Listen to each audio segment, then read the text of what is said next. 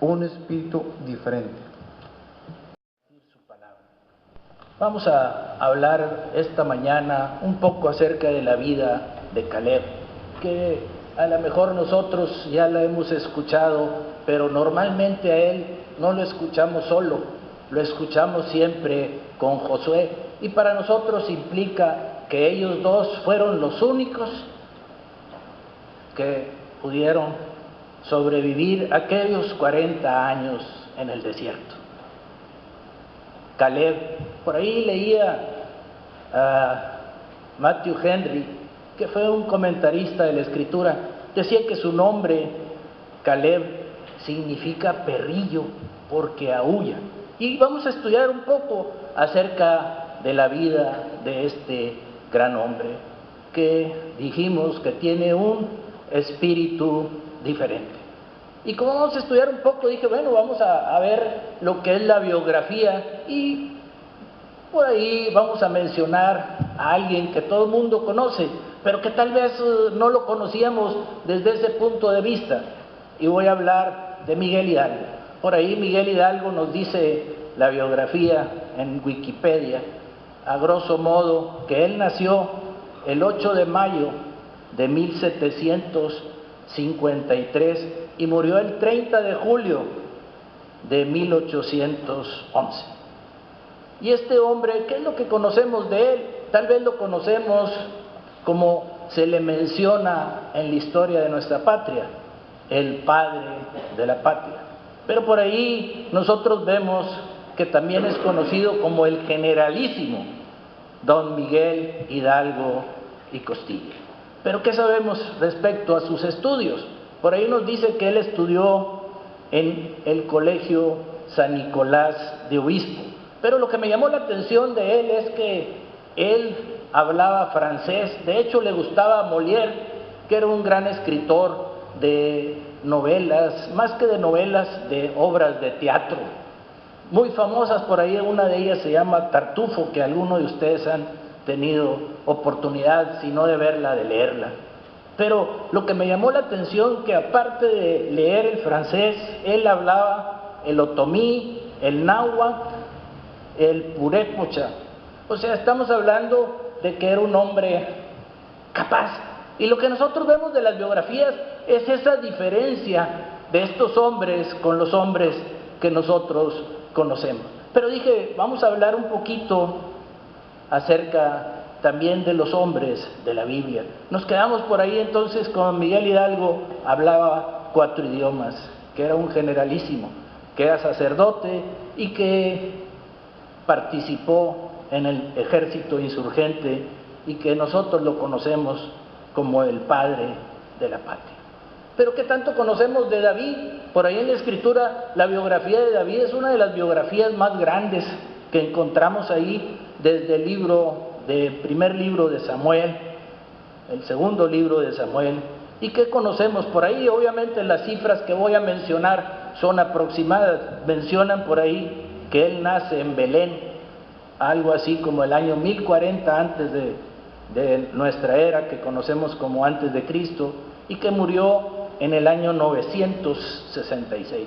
Y conocemos que él, que era el 7º hijo de Isaí y que era rubio. Y también conocemos que él era un pastor de ovejas, que tocaba un instrumento y que él peleó con Goliat, que era un gigante. Por ahí, si hacemos números en base a lo que nos dice las medidas de la Escritura de los codos, este gigante medía cerca de 3 metros de altura. Sin embargo, David se enfrentó con él y triunfó. También nos dice la Escritura que él estuvo huyendo de Saúl, su suegro, y que en 2 ocasiones el Señor le dio oportunidad de eliminar a su enemigo y que no lo hizo, porque era el ungido de Dios. Nos menciona también la Escritura que durante 7 años fue rey en Judá y que después reinó 33 años en Jerusalén. Y por ahí, si nosotros queremos leer un poquito más de David, por ahí podemos ver que en la Escritura nos dice que cantaban y decían: Saúl hirió a sus 1000 y David a sus 10,000. Y el pueblo estaba contento con este rey, y el pueblo lo obedecía. Y tenía grandes hombres alrededor de él. Y la Escritura, lo que nos llama la atención es que él, si nosotros vemos algo sobresaliente, es que él era un hombre valiente, un hombre que confiaba en Dios, pero también un hombre que aceptaba la voluntad de Dios. A mí me llama mucho la atención cuando él huía de Absalón, que por ahí salió un familiar de Saúl y lo empezó a apedrear, y le dijo los que estaban alrededor: ¿quieres que vayamos y lo matemos? Y dijo: el Señor hace su voluntad. Si Él quisiera que no pasara esto, no pasaba. Entonces es un hombre de Dios que perdonó en 2 ocasiones la vida de Saúl, que también perdonó a aquella persona que lo insultó. Pero si ustedes me preguntan qué es lo que nos acordamos de David, que escribió muchos salmos, por ahí el Salmo 23 y el verso 1 dice: Jehová es mi pastor, nada me faltará. Pero también en el Salmo 18 y el verso 1 dice: te amo, oh Jehová, fortalézame. Hermanos, vamos a hablar acerca de Caleb. Un espíritu diferente. Un hombre que en la Escritura, por ahí, si acaso se mencionan en 4 pasajes diferentes. El primero lo tenemos en el libro de Números, en el capítulo número 13 y el verso 27. Y por ahí nos dice la Escritura: y les contaron diciendo: nosotros llegamos a la tierra a la cual nos enviaste, la cual ciertamente fluye leche y miel, y este es el fruto de ella. Mas el pueblo que habita aquella tierra es fuerte, y las ciudades muy grandes y fortificadas, y también vimos allí gigantes, a los hijos de Anac. Y vemos en el verso número 30 de este capítulo 13 del libro de Números: entonces Caleb hizo callar al pueblo delante de Moisés y dijo: subamos luego y tomemos posesión de esta tierra, de ella, porque más podremos nosotros que ellos. Y hablaron mal entre los hijos de Israel de la tierra que habían reconocido, diciendo: la tierra donde pasamos para reconocerla es tierra que traga a sus moradores, y todo el pueblo que vimos en medio de ella son hombres de grande estatura. Eso es lo que decía el pueblo. Y vamos a ver qué es lo que decía Caleb al respecto de eso. Y por ahí, si nos vamos al capítulo 14 y en el verso número 24, dice por ahí: solamente mi siervo Caleb ha tenido un espíritu diferente y me ha obedecido fielmente. Por eso a él sí le dejaré entrar en el país que fue a explorar, y sus descendientes se establecerán allí. ¿Y qué es lo que vemos? La misma circunstancia.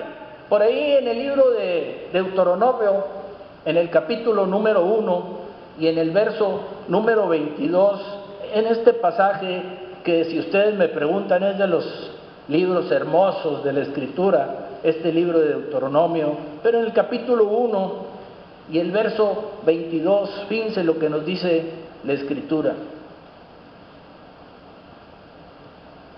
y vinisteis a mí todos vosotros y dijisteis: enviemos varones delante de nosotros que nos reconozcan la tierra, y a su regreso nos traigan razón del camino por donde hemos de subir y de las ciudades donde hemos de llegar.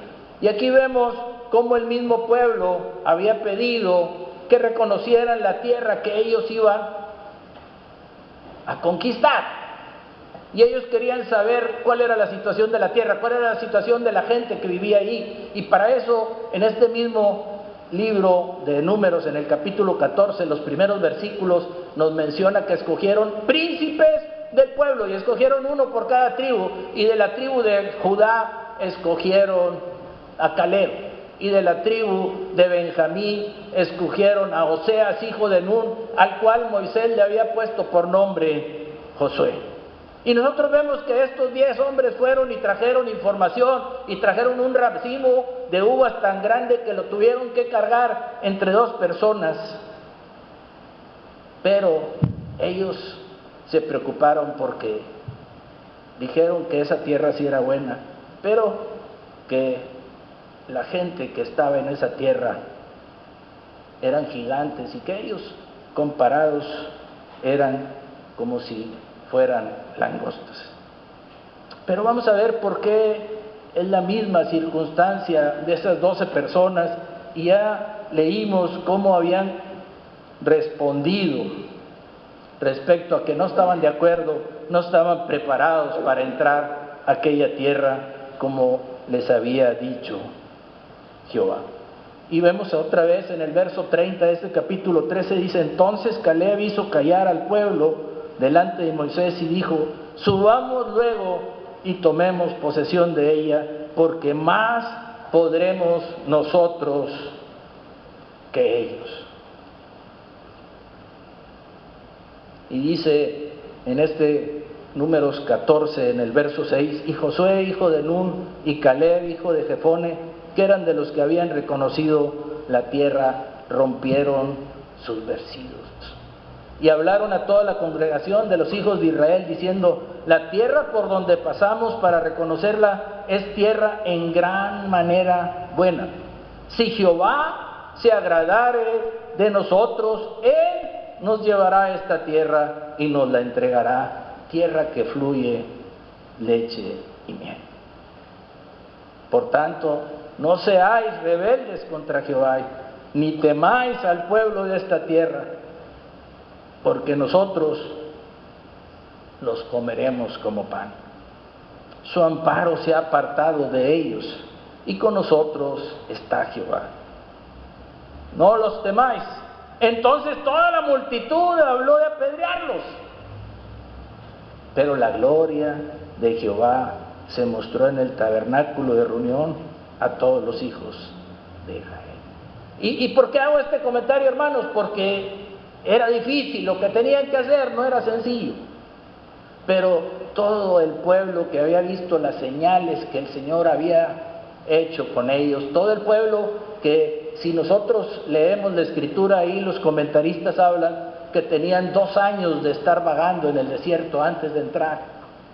Todos ellos habían visto las maravillas del Señor, las famosas 10 plagas, cómo el Señor había partido el mar en 2, cómo el Señor había sacado agua de la roca, cómo el Señor los había alimentado con el maná, que quiere decir, ¿qué es esto? Cómo el Señor les había mandado codornices. Sin embargo, no estaban preparados para entrar a la tierra. Decía que el pueblo era grande y que ellos no iban a poder entrar. Pero dice, toda la multitud habló de apedrearlos.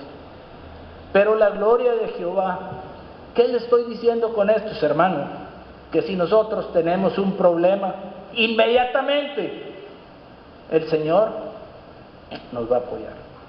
Y vemos por ahí como en el verso número 11 del capítulo 32 dice: no verán los varones que subieron de Egipto de 20 años arriba la tierra que prometí con juramento a Abraham, Isaac y Jacob, por cuanto no fueron perfectos en pos de mí, excepto Caleb, hijo de Jefone cenezeo, y Josué, hijo de Nun, que fueron perfectos en pos de Jehová. Y ahorita estamos hablando de Caleb, un hombre en el cual nos lo presenta en la Escritura a partir de los 40 años. Dice: yo era edad de 40 años cuando Moisés, siervo de Jehová, me envió de Cades Barnea a reconocer la tierra, Y yo le traje noticias, como lo sentía en mi corazón. Ahora bien, estoy leyendo Números 14, el verso 10 dice: Jehová me ha hecho vivir, como él dijo. Estos 45 años, desde el tiempo que Jehová habló estas palabras a Moisés, cuando Israel andaba por el desierto, y ahora he aquí, dice, yo soy de edad de 85 años, todavía estoy tan fuerte como el día que Moisés me envió. ¿Cuál era mi fuerza entonces? Tal es mi fuerza para la guerra y para salir y para entrar. Hermanos, estamos hablando de la biografía de un hombre que tuvo un espíritu diferente, que la misma circunstancia la vio de una manera diferente. Tenía una mentalidad, tenía una visión, tenía una realidad, tenía un conocimiento personal de Dios para ponerse en contra de toda una nación. Mientras los otros caían en duda y miedo, él los alentaba con la esperanza de la victoria. Porque él tenía un espíritu diferente. Porque no pensaba igual que los demás. Porque él era un hombre que tenía una relación personal con Dios. Tenía un compromiso con Dios. Su relación con Dios era el factor definitivo, en tanto que las circunstancias y las voces de los demás eran secundarios. ¿Por qué cuando nosotros tenemos un problema, una dificultad, respondemos igual que los demás? Nosotros debemos de ser hombres con un espíritu diferente. Hombres que reciben la bendición más grande de Dios, que es la vida, que es la salud, que es la fortaleza física, la fortaleza espiritual, que ven cumplidas las promesas del Señor. Y por ahí, si nos vamos al libro de los Salmos, en el 37 y el verso 4 dice: deleítate a sí mismo en Jehová y Él concederá las peticiones de tu corazón. Hermanos, ¿cuál es el mandato que el Señor tiene para con nosotros en este momento? Y dicen: hermanos, vamos a tomar la Santa Cena. Sí, hermanos, pero ¿cuántos de nosotros estamos preparados para recibir las bendiciones de Dios a través de la Santa Cena? Dios quiere que nosotros estemos preparados. Ahorita en la mañana leía por ahí el libro de Mateo en el capítulo 25 y la parábola de las 10 vírgenes, 5 que prepararon aceite y 5 que no. Las que prepararon aceite pudieron entrar a las bodas. Hermanos, preparémonos para tomar la cena del Señor. Preparémonos para tener esa relación personal que tenía Caleb con el Señor. Preparémonos para disfrutar las bendiciones de Dios. Encomienda a Jehová tu camino y confía en Él, y Él hará. Que Dios los bendiga.